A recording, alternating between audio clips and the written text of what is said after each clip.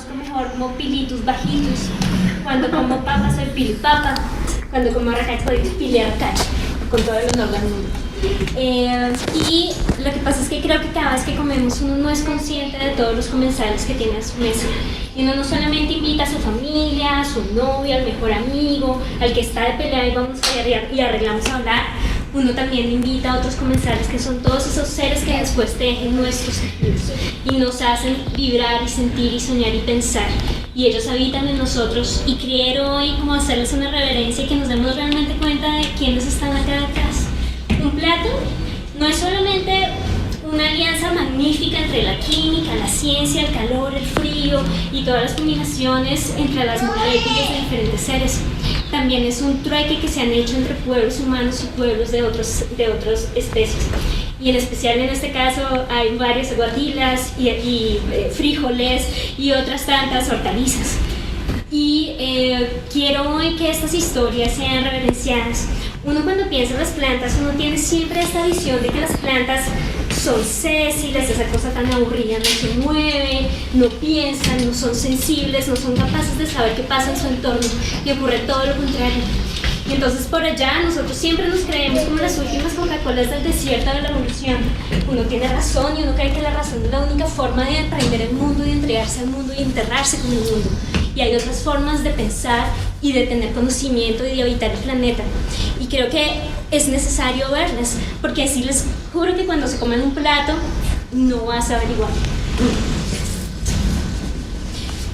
Y por eso, porque también cada vez que uno se come una fruta, no solamente es una combinación entre unos seres humanos y unos seres de otra especie, sino también es una combinación con los seres del cosmos. Díganme si no ustedes cuando van al campo, todas las personas asocian el cultivo y el año no por el calendario romano, realmente es cuando son las épocas de lluvia, cuando sale el sol, cuando hace calor, cuando es el invierno. Y entonces es el mismo cosmos el que hace trance ahí con los otros seres para que todos los ciclos sean en nosotros y sean en nuestro estómago y en aquello que uno cultiva. Y es que cuando uno cultiva, uno no solamente cultiva la especie, uno se cultiva a sí mismo, ¿sí? Y desafortunadamente el término especie siempre uno lo ha usado como una forma de zanjar una división terriblemente abismal entre los otros seres y el ser humano, ¿sí? Y es al contrario, uno no deja de ser animal, uno no deja de ser reptil, uno no deja de ser anfibio, no deja de tener un mundo de microorganismos que lo hacen y lo dejan ser a uno sano y vital, y oler lo que huelo, sentir lo que siento. Ellos son los que hacen reverencia a mí en mí. Sin ellos no lo harían igual. Cuando uno come un zapote, yo no sé si ustedes lo abren y eso no es color naranja, eso es color zapote. Uno allá en Barranquilla, eso color naranja no, eso es color zapote, porque eso es un tono especial y no es otra cosa, ¿sí? Y ese color zapote es una cosa magnífica porque es la entrega de una magnífica flor abierta con sus aromas y sus colores, atrayen una especie diferente cuyo lenguaje es diferente, y entonces la flor aprendió a hablar ese lenguaje y a traerlo a decirle: aquí estoy, ven, toma mis mieles. Y entonces viene el ave divino y se va y succiona sus fluidos, y en ese acto amoroso y en ese acto hay un nuevo ser que se crea, que es ese fruto que después nosotros vamos a ser uno solo con nuestro cuerpo. Y es muy bonito cuando uno viaja por Colombia. Cada fruta tiene no solo un nombre, tiene millones de nombres, y ahí tienen unos pocos, muy, muy pocos, y eso precisamente es lo que a uno le permite rastrear esa historia del territorio con las personas que han estado viviendo y conviviendo todo el tiempo con esos seres vegetales. Hay una cosa muy bonita que yo no sabía, y es que el zapote, además de que tiene un nombre magnífico, me parece mucho más cuerdo llamarlo chupa chupa, porque yo no sé ustedes, pero cuando se comienzan a comer esa cáscara fibrosa, chupa chupa, es una onomatopeya del nombre, y es muy bonito. Y hay otra cosa hermosa, y es que hay en otros pueblos donde le dicen la fruta del pezón. Esto, muchachos, es increíble porque esta fruta no se baja del árbol sola, hay que subir a los árboles para bajarla, y entonces uno va y corta de la madre ese pezón que vuelve uno a chupar en el chupa chupa, y ese contacto maravilloso con el zapote. Y una cosa magnífica del zapote es que en términos botánicos científicos se llama Quaribarea cordis, ¿Y cordis por qué? Porque yo no sé si ustedes ahí ven un corazón, esas hojas acorazonadas de mamoncillo. Cordis viene de cordia, de que es del corazón. Y hay una cosa que a nosotros se nos olvida, recordar, es recordis, que es corazón, que es volver a pasar por el corazón. Cada vez que uno recuerda a alguien, uno vuelve a pasar ese alguien en el corazón. Quiero que hoy hagamos conciencia y nos acordemos de esta maravillosa hoja del zapote y pensemos en recordar todo aquello que, esas alianzas, que nuestras historias de los pueblos ancestrales que nos hacen ser lo que somos, se vengan acá a hablarnos con nosotros. Y hay una cosa magnífica. Yo hace mucho tiempo llegué hasta esas culturas que es una laja de los pueblos de Mexica en México. Y es una alhaja magnífica, porque si ustedes se dan cuenta, en muchas culturas, en nuestras culturas amerindias, pero también en otros de otros continentes, también hablan del árbol sagrado, y el árbol sagrado es un árbol cosmológico, y ese árbol cosmológico no solamente está esa parte vegetativa, sino aquello que nosotros no vemos. Es ese contacto entre este mundo de los seres humanos y ese mundo subterráneo por la tierra, que nunca vemos y uno cree que los árboles son de acá para acá. Y órale, ustedes se han dado cuenta, las raíces son por lo menos 3 veces más grandes que realmente la parte que uno ve. Y no solamente son esas raíces, es todo ese tejido de microorganismos que le hacen asociaciones, hablan con él en términos de moléculas para hacerse asociaciones mutuas, donde la planta le ofrece moléculas de carbono, glucosa y otras cosas, y ellos le facilitan ponerle los minerales en unas formas en que ellos sí se los pueden absorber por la raíz. Entonces, en esa cosa que uno no ve, todo el tiempo uno camina y uno no ve que todo el tiempo están corriendo millones de seres hablando, ahí hay una red magnífica, ¿sí? Y hay unas voces que uno nunca escucha, y eso es lo bonito de descalzarse. Descálcense, pongan a escuchar sus pies al mundo, muchachos. Y en este árbol cosmológico, que precisamente hace honor a esos seres que habitan en la Tierra, por eso es que este Plagón, porque ese mundo de los reptiles era ligado a la parte a la madre tierra. Son esos seres que habitan el subterráneo. Y ese árbol cosmológico entonces venía y se convertía y llegaba hasta el cielo, y era entonces el camino por el cual los dioses iban desde el subsuelo por el mundo de los seres humanos y llegaban al cosmos. Y ese es un ciclo sagrado que se reverencia en millones de culturas. Y yo no entendía muy bien esas asociaciones hasta que, muchachos, me comí el zapote, y a mí me encanta comer las cosas y sembrarlas, y me puse a sembrar un zapote, y esa semilla, uno no ve que esa semilla haga algo, y esa semilla todo el tiempo está diciendo, está haciendo esta temperatura, está haciendo sol, está haciendo este calor, y cuando yo siento que el cálculo es justamente el preciso, decide abrirse y se vuelve una bomba atómica que comienza a procesar y a crear tejido, y una cosita así comienza a crearse un ser así, y uno dice, Dios mío, esa multiplicación maravillosa, ¿de dónde habita? ¿De dónde sale? Y este particular ser que es el zapote, si ustedes lo ven, comenzó a salir ahí como un medio pulmón, un medio cerebro. Eso no es una planta, muchachos, miren eso es un pulmón, yo no sé. Y esa cosa comienza a salir de la tierra y comienza a mutar.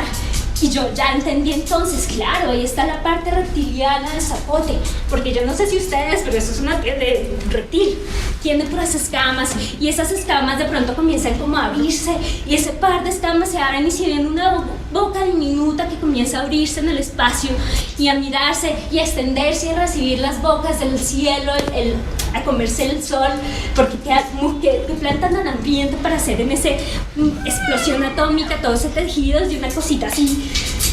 Y este ser comienza otra vez a devenir, y otra vez se van como insinuando sus bocas, y al final saca un par de alas, que yo no sé ustedes, pero se parecen mucho a los murciélagos, yo no sé, pero es el batipote superhéroe que viene a combatir la inseguridad alimentaria. Superhéroe del zapote. Y esas son una foto, un acercamiento de nuevo. O sea, yo claramente entendí por qué los pueblos de Mexica asociaban a ese ser subterráneo de la tierra, porque es que el árbol es un solo ser, no es un ser que en la parte de arriba es una planta y después es un reptil, no, es que el ser del reptil y el ser de la planta es uno solo, así como somos nosotros, sino que se nos olvida hablar de esas voces. Y este ser particular que ustedes tienen acá es un ser increíble porque le dicen el camaleón andino. Y si ustedes se van acá a los cerros orientales, él habita sobre las plantas. Y es una cosa magnífica porque este ser en su reptilianidad habita precisamente, es verde porque le encanta pararse sobre el árbol y ser árbol, comportarse con el árbol. Cada vez que sopla el viento ustedes van a ver que se mueve igual. Cuando él se estira porque le interesa no dejarse ver, le interesa comportarse como planta, ¿sí? Entonces él tuvo que entender cómo se comportan las plantas y volverse planta, porque cuando uno no es como una luz, uno es como uno se comporta. Entonces él sabe cómo es ser planta y uno tiene que predar, cuando uno preda, cuando uno come, cuando uno habita un espacio, uno tiene que saberse los otros y hacer conciencia y encarnar a los otros en uno mismo. Y este ser, bueno, por eso le dicen camaleón. Y si ustedes ven, el macho tiene acá esta zanja de escamas paradas y he acá las escamas paradas de otros seres que vamos a hablar acá, que es la calabaza. ¿Cómo se llama el camaleón andino? Anolis heterodermus. Le dicen así, camaleón andino. Yo no sé si ustedes han visto, pero hay millones de insectos que saben ser planta. Y yo no sé si ustedes, pero esta maravillosa díptero porque tiene 2 alas, no tiene alas, tiene un par de hojas y ahí está parado, ¿sí? Y ahí está escondido en su plantalidad. Y esta es otra magnífica planta que habita, yo no sé si ustedes, pero ahí está el díptero, la avispa alienada. Y ella no es una planta, ella también es un insecto. Y por eso es que habla sus lenguajes de los insectos y las llama y las atrae, y ahí está, ¿sí? No hay que decirlo. Y estas son unas historias magníficas, muchachos, porque es que una planta no es una planta es un millón de seres. No solamente todos esos seres microscópicos que habitan en el suelo y hablan constantemente y son ella, sino también todos esos mundos de lenguajes que ocurren en nuestra superficie. Esta es una pasiflora, que es una pasiflora también de acá de los cerros orientales. Y esta pasiflora son granadillas, curúas y lulos y todas estas cosas deliciosas que uno se come. Y esta pasiflora tiene unas relaciones amorosas y de dolor, porque toda relación amorosa también es una relación intensa. Y esta relación intensa es porque resulta que la mejor polinizadora de esta pasiflora es una mariposa, y es una mariposa liconia, y la mariposa liconia, además de hacerle el maravilloso favor de chupar sus mieles y en ese proceso entrecruzarla genéticamente y hacer que se reproduzca mucho más efectivamente en el mundo, en esa cuestión también le va y le hace el favorcito de dejar sus huevos ahí debajo de las hojas. Y entonces cuando su huevo hace explosión, la larvita sale y es una larvita terriblemente hambrienta, pues porque ella tiene que hacer procesos para otra vez multiplicarse en el mundo. Y entonces comienza a comer la pasiflora y se la come y se la come. Entonces la planta, miércoles, o sea, tú me encantas como adulto, pero es muy difícil cuando tú eres chiquito. Entonces es un diálogo de fuerzas, de tensión, porque es que todas las relaciones no son buenas, no son malas, son diálogos constantes donde cada quien da y mira cómo los dos terminamos cohabitando juntos. Entonces la pasiflora, para que no se la coman ni devoren toda de un solo zampón, también tiene otras estrategias para decir un momentico, vamos lentico, ¿sí? Y entonces su forma de decirle vamos lentico es que ella se dio cuenta que una mariposa sabe que en una hoja tiene un área y eso es una determinada cantidad de lonchera para alguien, pero esa lonchera para alguien pues no va para un planeta de loncheras, ¿no? Entonces tiene un nivel justo, no va a ir a poner sus huevos donde ya otra ya puso los huevos, pues porque no alcanza para ojos. Entonces ella sabe que si la mariposa ve los huevos de otra persona, ella no, ella va y se va y busca otra hoja. Entonces ella aprendió a imitar los huevos de las mariposas, y esas son las transformaciones que hace la hoja asimilando los huevos de la unicornia, para decir un momentico. Entonces ya aprende, se dan cuenta, o sea, uno tiene que entender a un otro, pensar como un otro, comportarse como un otro, para convivir, para cohabitar. No es que se come un bichito. ¡Wow! increíble. Wow. Y hay unas maravillosas porque tú te das cuenta que cuando se las come ciertos tipos de seres hay unas pasiflores que comienzan a mudar la forma de sus hojas y entonces ya no son bilobuladas, es decir, con dos bolitas, sino son de a tres y entonces para despistar al predador, ¿sí? Entonces, o sea, uno no se da cuenta lo que todos los cálculos que están haciendo las plantas industria cuando se para y se sienta junto a ellas, es decir, realmente convive con ellas.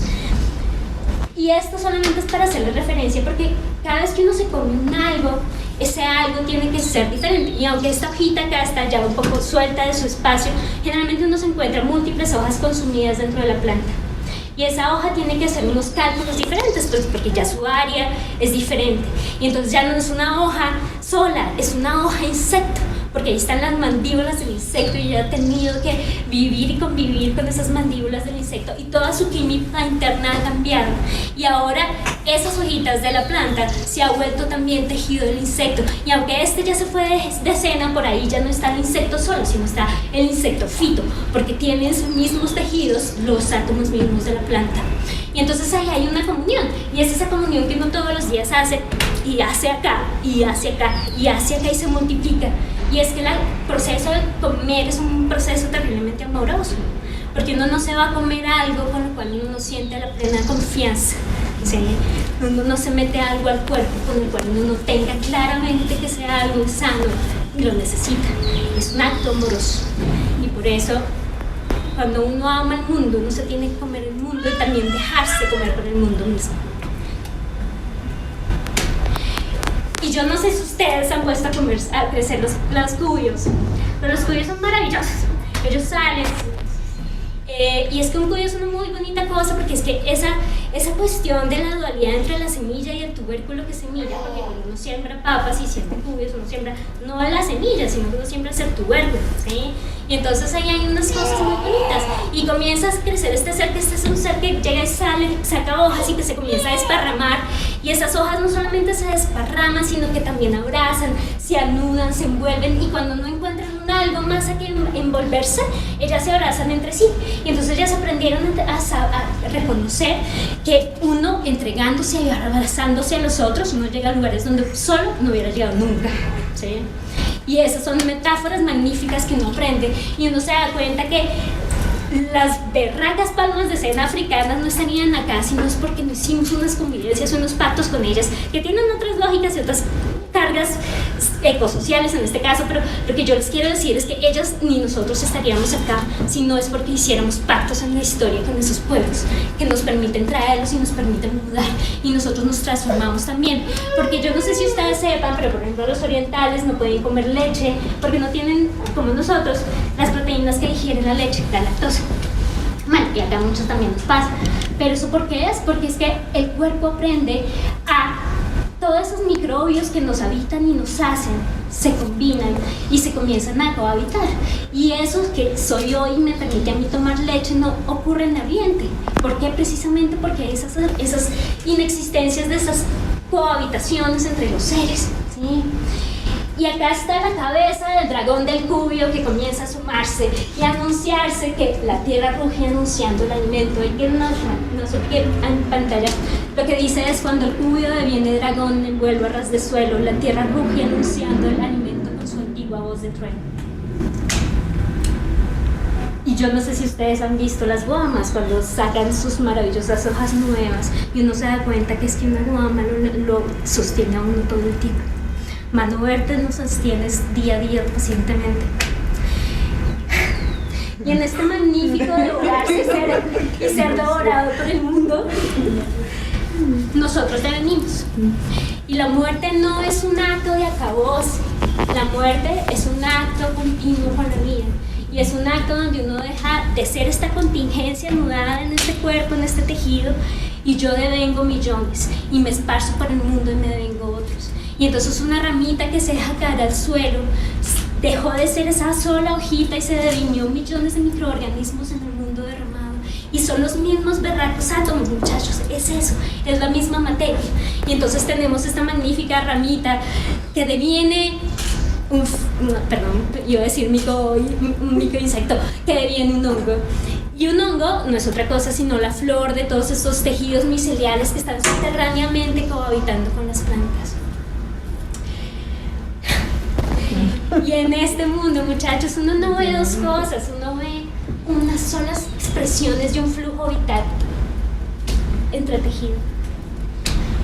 Todas las fotos que vienen de acá, váyanse a los cerros orientales, cómanse el mundo por los ojos, cómanse el mundo por la respiración, cómanse el mundo por el tacto, sientan, abracen, déjense abrazar, dense tiempo, eso necesita tiempo, las relaciones necesitan tiempo. Hay relatos de vida que no se escriben en letras, sino con tonos, olores, alianzas y tiempo. Esto no es un árbol, estos son un solo ser que viene en múltiples tejidos. Y esta es una relación, yo cuando vi esta hoja para mí fue claro, la muerte y la vida no son cosas diametralmente separadas, es una sola cosa, en momentos diferentes.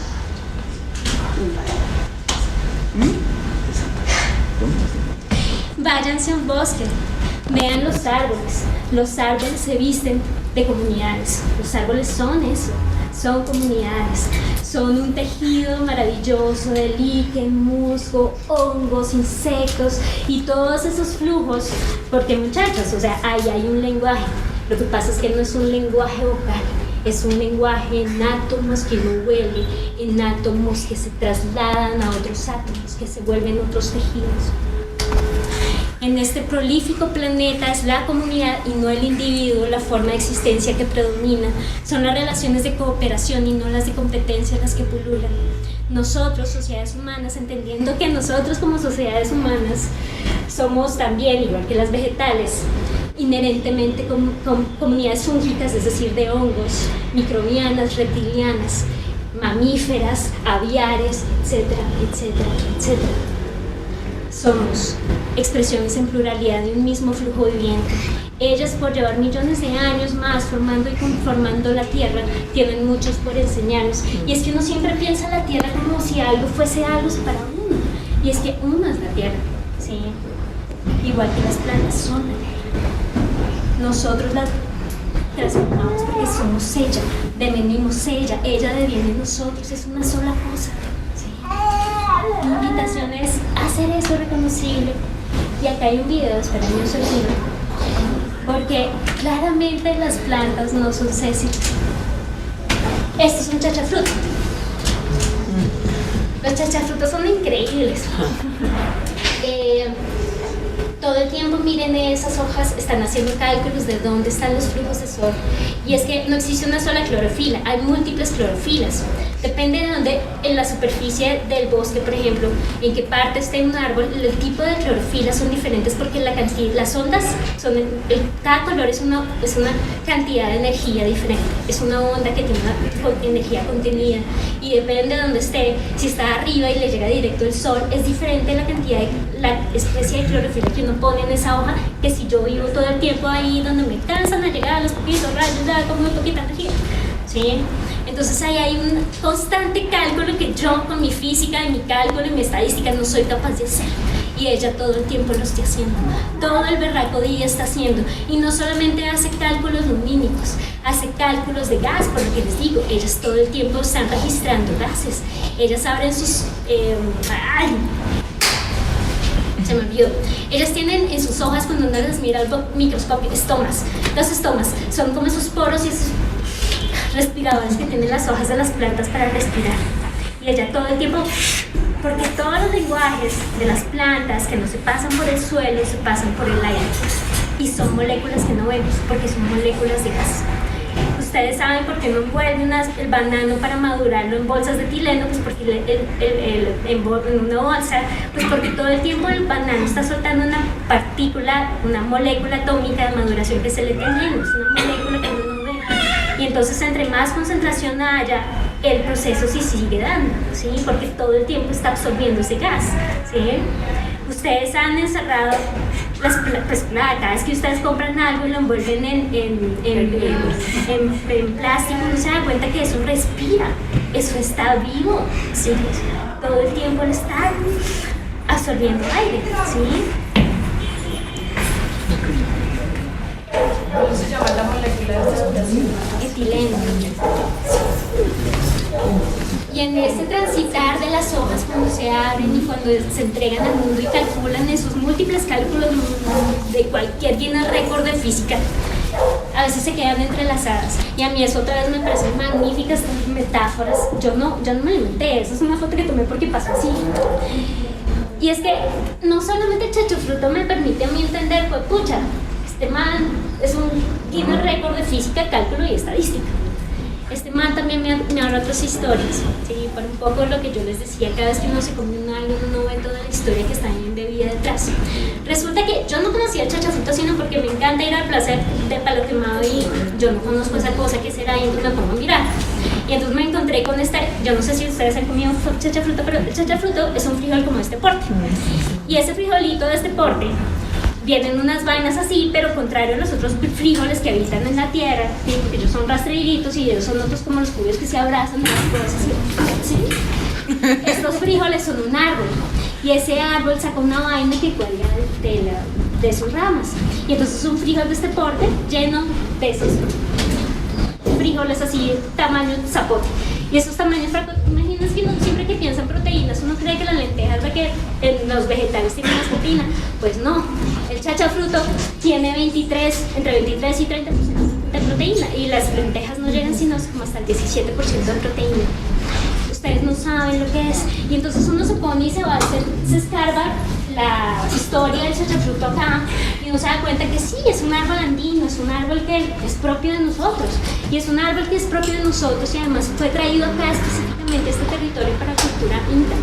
Y por la cultura inca, los inganos. Y los inganos tienen unas historias maravillosas, porque resulta que lo conocen, si uno se va por allá al Cauca, al Dono, el árbol del chachafruto tiene unos nombres como árbol sagrado.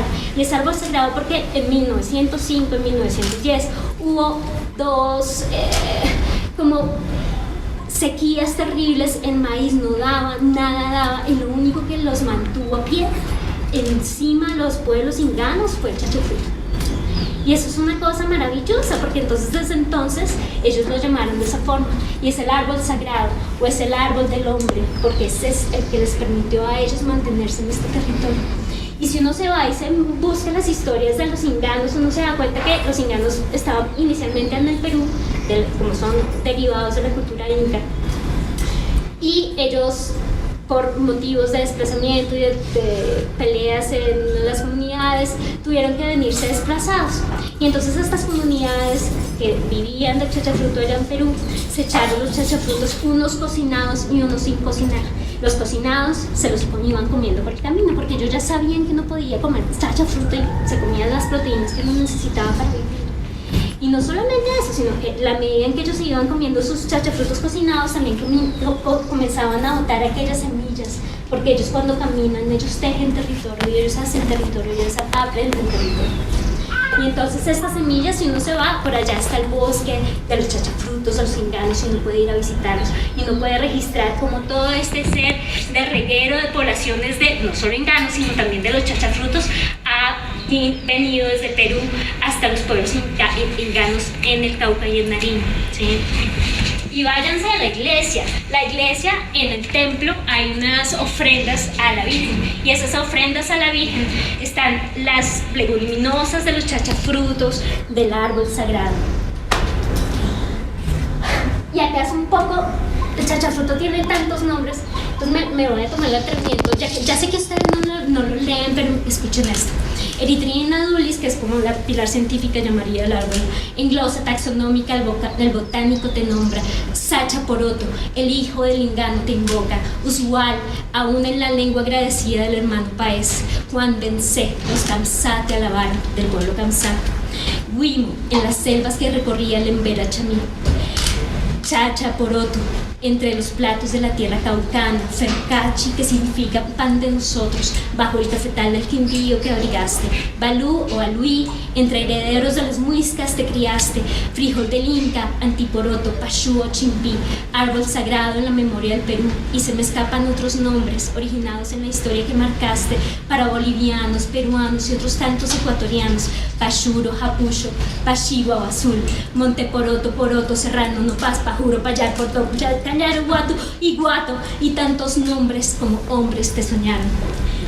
Por eso les digo, un nombre es un hacerse y reconocerse y saberse la necesidad de las existencias con un otro.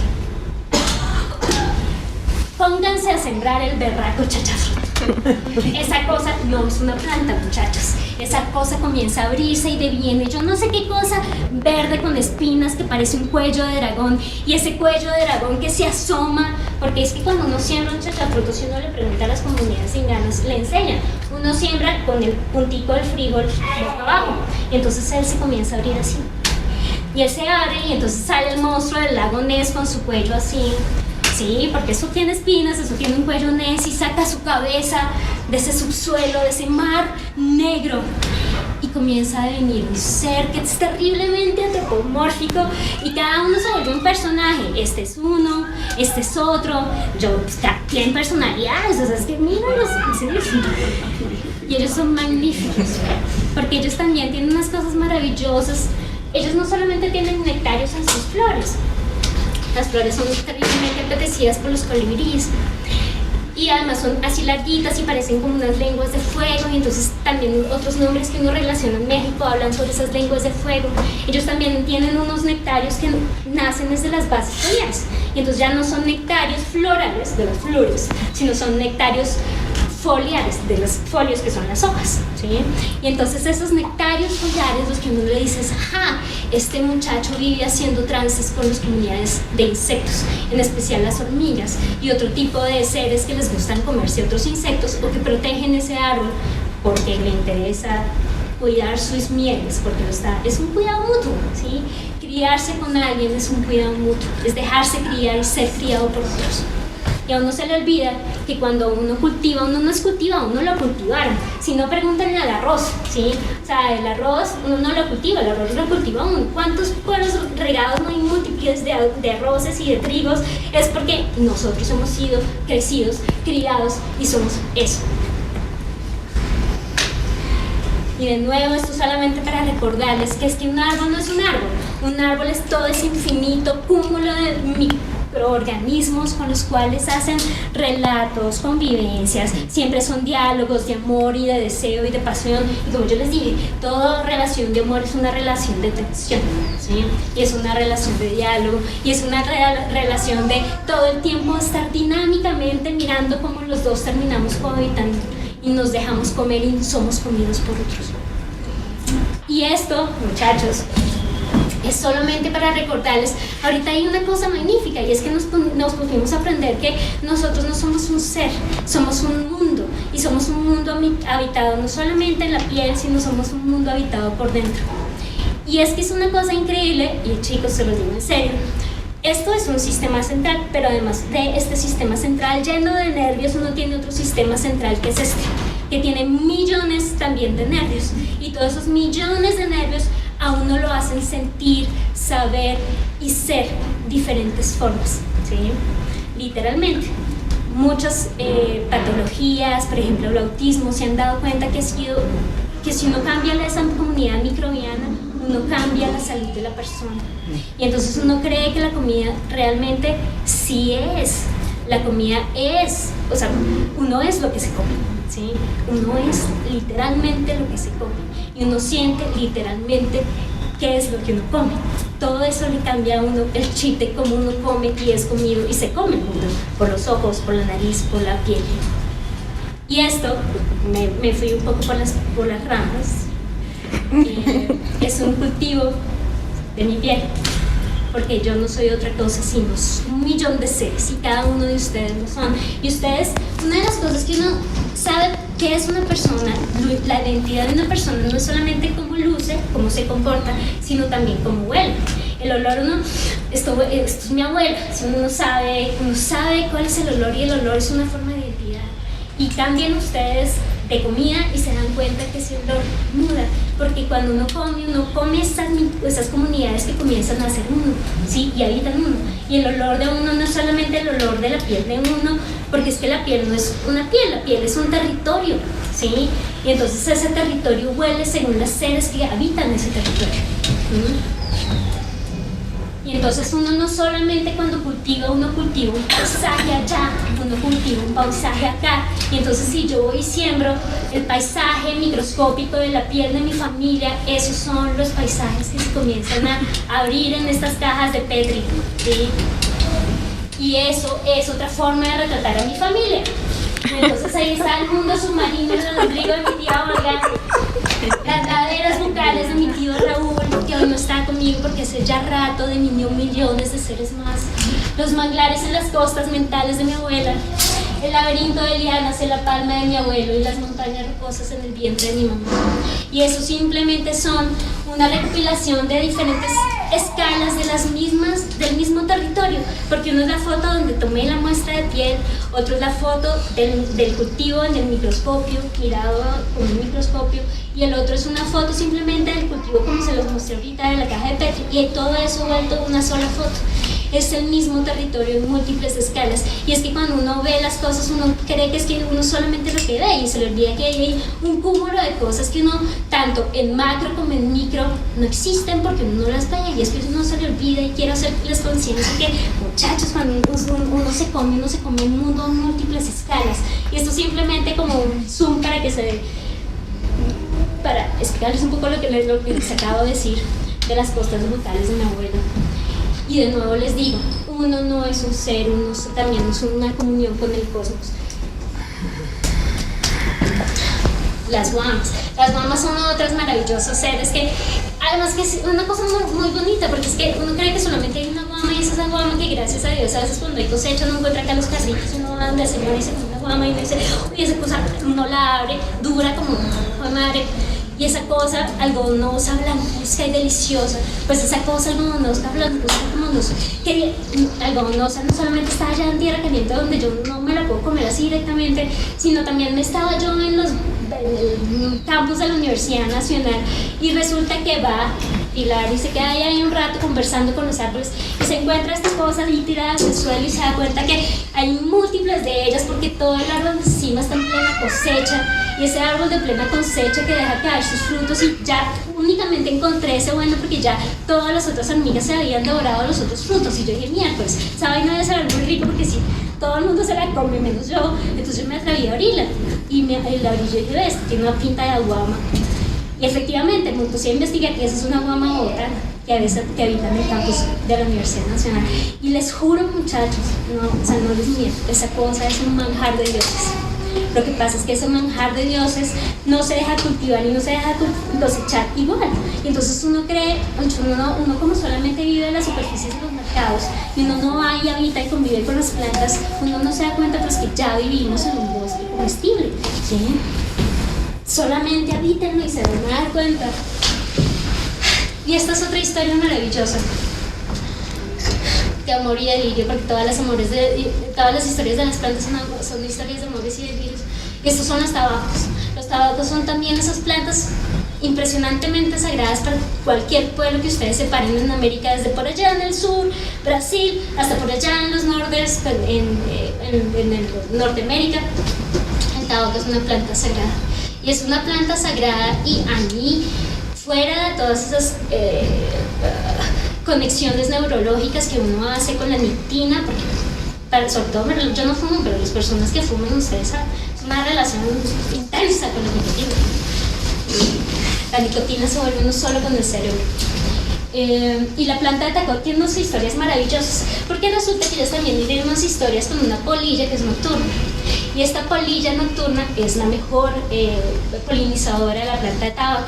Uno solamente conoce un tabaco, pero hay muchos tabacos, y en especial hay un tabaco que es un tabaco silvestre, y ese tabaco silvestre, cuando se lo están comiendo, llega y hace una partícula especial en sus hojas, que es la nicotina, y esa nicotina literalmente va y corta la comunicación de los nervios con los músculos, y entonces ya el insecto que va y se come esa hoja llena de nicotina no puede respirar, y por eso es que el insecto sabe que no se la debe comer, y entonces la planta se cuida.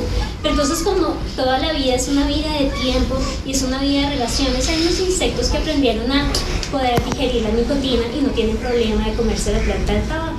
Y la planta del tabaco tiene claramente sabido cuando se la está comiendo a alguien que sí le afecta la nicotina y cuando se la come a alguien que es inmune a la nicotina. ¿Y por qué lo saben? Hay estudios, chicos, hay artículos de eso, porque la saliva del insecto, que es esta polilla, la larva de la polilla, que va y le pone los huevitos debajo de las hojas al tabaco, sale de esta maravillosa larva, que es una larva impresionante. Es esta larva. Y esta larva comienza a comerse la hoja de nicotina, y entonces él, cuando se come la hoja de nicotina, deja la saliva y la planta sabe, porque la unta, y entonces ella detecta la saliva de ella, y entonces ese proceso de hacer nicotina es una cosa costosa también. Entonces ella deja de hacer nicotina, y si uno va y mide la nicotina en una hoja que se la ha comido la larva, que es inmune a la nicotina, y va y mide otra hoja que no ha sido comida por esta larva, las concentraciones de nicotina están totalmente invertidas. Y uno sabe que la planta sabe quién se la está comiendo. Y entonces ella tiene otras lógicas para poder cohabitar con ellas. Porque otra vez, tiene amores terribles con el adulto, porque el adulto es el mejor polinizador. Pero las relaciones con los chiquitos hay que ir pasito. Y entonces esta planta de nicotina aprendió a alimentarse otras cosas. Y entonces ella se inventó con hacer un llamado que uno no ve, y es un llamado que es un llamado de gas. Es un olor, y ese olor atrae a una avispita, y esta avispita le encanta poner sus huevos dentro de las larvas de esta mariposa negra. Entonces la larva va y le pone los huevitos, y entonces ya es una larva que es comida por ese que le encanta comerse la larva, ¿sí? Entonces es la forma en que esas dos poblaciones se han encontrado y se dialogan, son diálogos, pero en ese diálogo múltiple todo el tiempo se han permitido cohabitar unas con otras. Y esto es solamente un esquema para que se den cuenta todas las cosas que está haciendo la planta constantemente que uno no ve.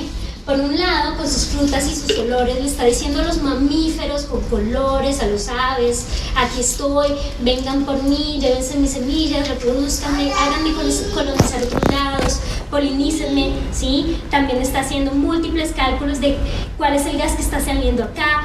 Las plantas les encanta el CO2 porque es que cuando uno hace moléculas de glucosa, uno no solamente necesita partículas de luz, que es la energía, uno también necesita la estructura atómica, que es el CO2, y ese CO2 lo cogen es del CO2 del aire, ¿sí? Entonces todo el tiempo ellas están absorbiendo por sus narices, de estomas, el aire, ¿sí? Y hacen constantemente esos múltiples cálculos en todas las partes de su cuerpo. Y si ustedes se dan cuenta, una planta es increíble, porque uno ve una planta y uno solamente ve por este par de ojos que uno tiene acá. Las plantas, en cada parte verde que ellas tengan, tienen fotorreceptores de luz. Ellas ven por todo el cuerpo. Yo solamente tengo dos pendejos ojos, ellas tienen ojos por todo su cuerpo. Y además es una cosa muy bonita, porque uno va y mira cuáles son los fotorreceptores, ¿sí? A uno le permiten ver los colores. Uno ve una llama de 7 colores, ¿sí? Con 7 moléculas sensibles que están entre los bastones y los conos de los ojos, que son tejidos especiales que son sensibles a los rayos de luz. Y uno va y mira cuáles son los fotorreceptores de las plantas, y resulta que las plantas no tienen 7, tienen 12. Ven colores que nosotros no vemos, y me van a decir que las plantas no ven. No viven. Y esos son un poco los cálculos directos que hacían todo el tiempo las plantas. Estos son los cálculos indirectos, y es que pongan ustedes dos plantas en lados separados, y una planta comienza, por ejemplo, a hacer comida por áfidos, y entonces ella no solamente manda, le está avisando a todas las otras plantas vecinas: me están comiendo acá, protéjense. Y entonces una planta, cuando es comida, ella comienza a hacer una fábrica de moléculas para que no saber tan rico, o mandarle una molécula que se enganche en los dientes del que se lo está comiendo para no dejársela comer tan fácil, ¿sí? Y le avisa a las otras: hey, me están comiendo, y entonces a la otra que nadie se la ha comido, uno se da cuenta y ella también comienza a multiplicar esa misma molécula sin ella haber sido comida, porque pues le interesa protegerse, porque ella sabe que está al lado del predador, ¿sí? Entonces una planta es uno de los seres más sociales que hay en este planeta, y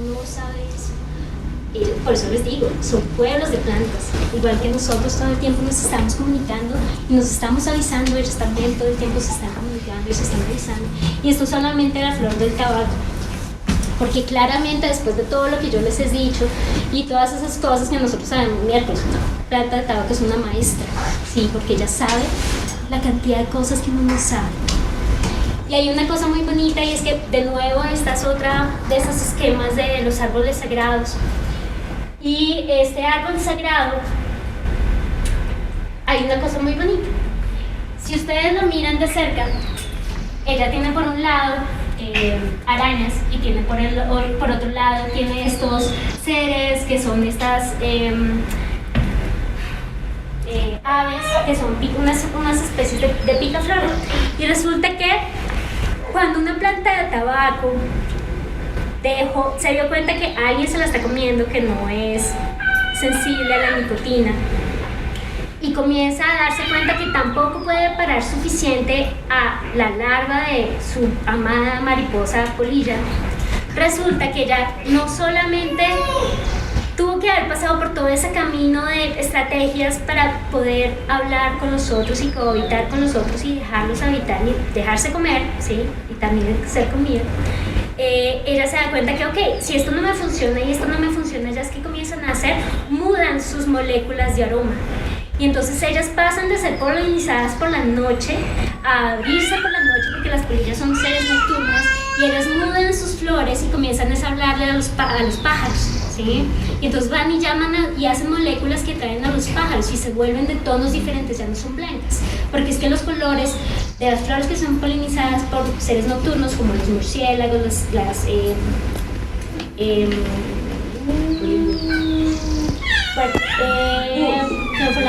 hay unos árboles acá que tienen unas flores así de este porte que son grandísimas, que uno pasa todo el tiempo. Ellas son seres que... Magnolios, gracias. Ellas son más y blancotas porque atraen a polillas, ¿sí? A los seres nocturnos ven el blanco, no distinguen más colores. Y entonces ellos dejan de hacer flores blancas y comienzan a hacer flores de colores, porque los picaflores les encantan el tonos rojos, los tonos naranjas, y entonces ellas mudan sus flores, muchachos. Las plantas de tabaco mudan sus flores, ¿sí? Y si uno se da cuenta, esos seres que habitan con las plantas lo saben, y uno va y se para frente a los árboles sagrados cosmológicos y uno lo relatan esas historias. Y uno le relatan como un árbol no es un árbol es un reptil, pero también son insectos, son arañas, y son esa multitud de pasiflores y de picaflores cuyos lenguajes se entremezclan para ser un solo ser habitando en este mundo en diferentes instancias de tiempo y de tejido.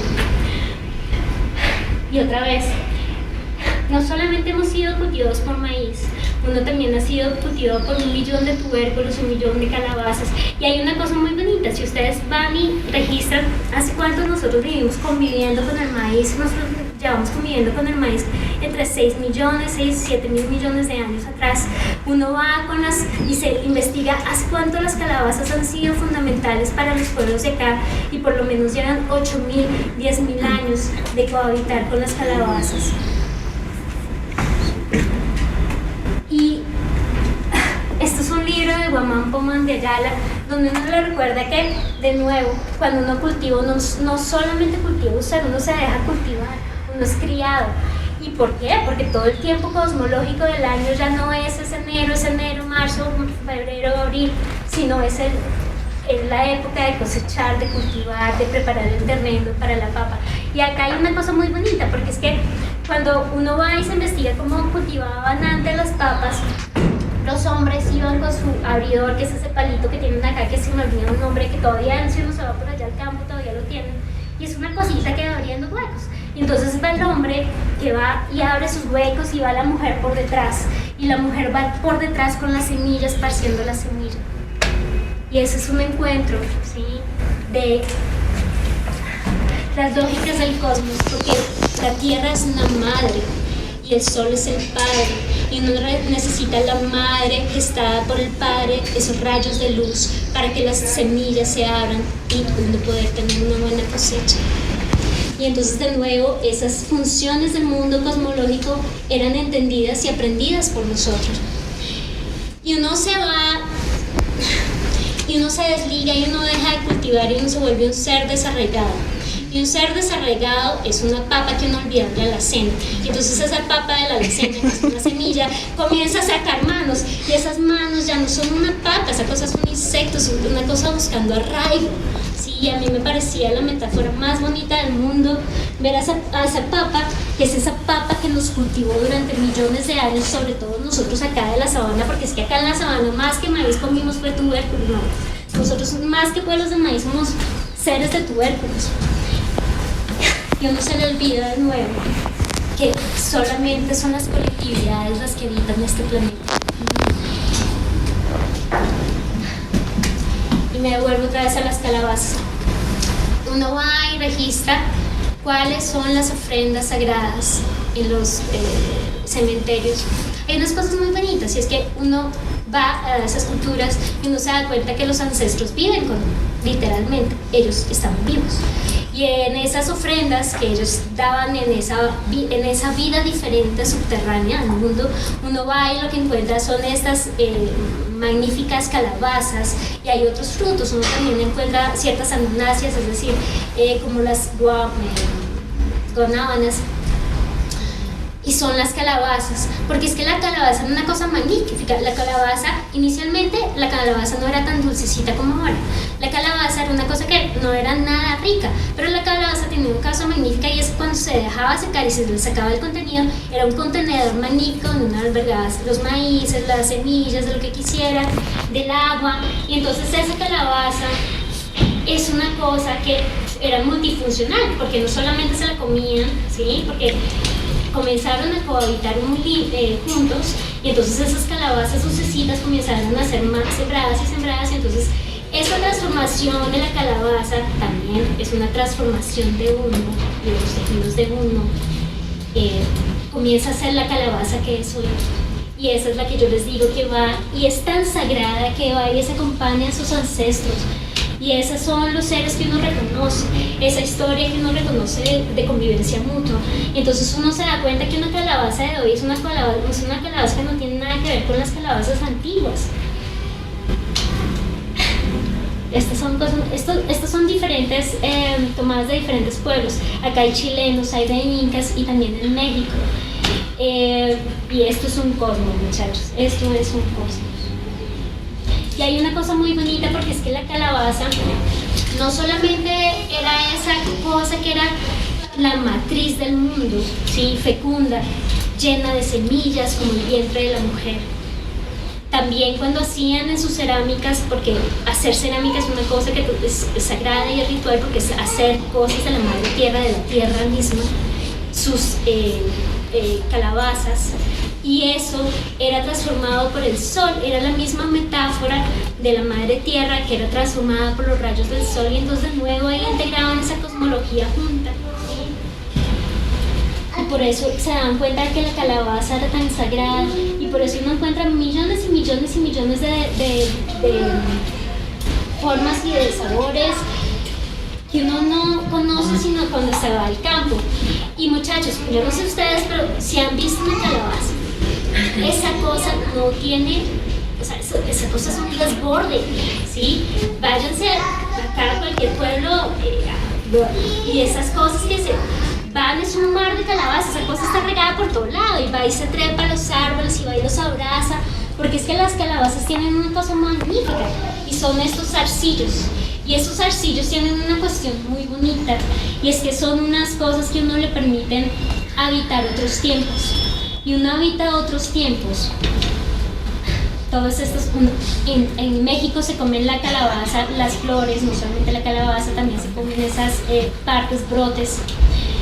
Y esta calabaza que uno se come, que es increíble, que es un mundo, cuando uno va y se sienta junto a ella y uno le comienza a acariciar uno de esos arcillos, muchachos, uno sabe que ya lo siente aún. Dense tiempo de sentarse con una calabaza, déjense abrazar por una planta. Esto es un video que está un poquito acelerado y tiene 2 minutos, pero ella sabe claramente que la están abrazando, que la están acariciando, y déjense abrazar por una calabaza, déjense abrazar por una curúa, muchachos, eso le cambia la vida a cualquiera. Eso es un abrazo fotosintético. literalmente, porque siempre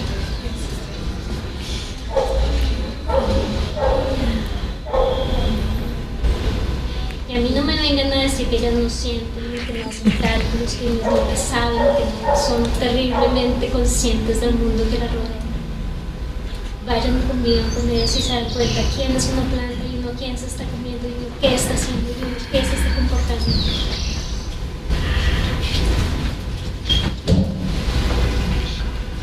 Y como todo, esas son lecciones de tiempo. Y uno se da cuenta que hay un tiempo humano y un tiempo del mundo que acá, uno cree que el tiempo humano es diferente y no, es el tiempo de la ciudad. A uno se le olvida que el tiempo es múltiple en sus multiplicidades de expresiones de seres. Pero es importante recordarse y dejarse ser otros y dejarse ser planta. Pónganse el tiempo de planta.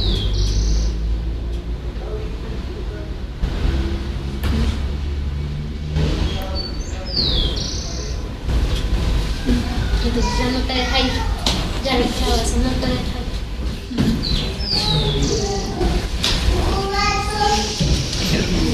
Conservar, chicos, conservar no es aislar, no es preservar en el sentido de meter en una cajita, es enredarse, comprometerse, eso es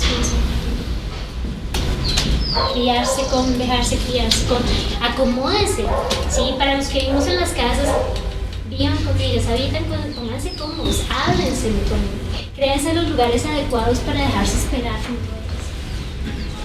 Piensen realmente con quién se están sentando a la mesa, pero se los digo, uno se los olvida que ellos son comensales, uno viene y se come con ellos.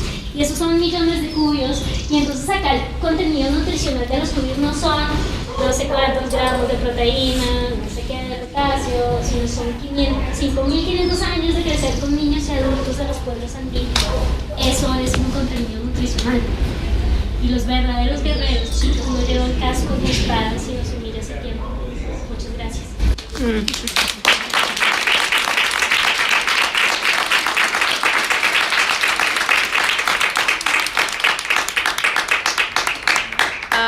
Pues oye Pilar, qué belleza de charla, muchísimas gracias. Abrimos espacio para preguntas, comentarios.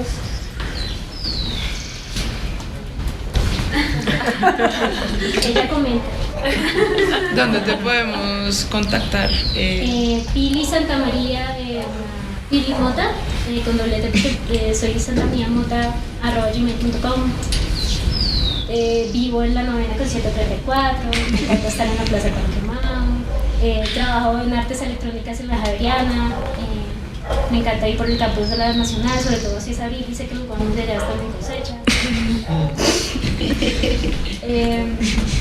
Y habito en las redes del subsuelo porque verán que estoy más cerca de allá que de allá. Ya Pilar, yo sí te quería hacer una pregunta y es, tal vez la proliferación de algunas plantas, algunos vegetales se deba a que ellos nos insisten mucho en ser consumidos.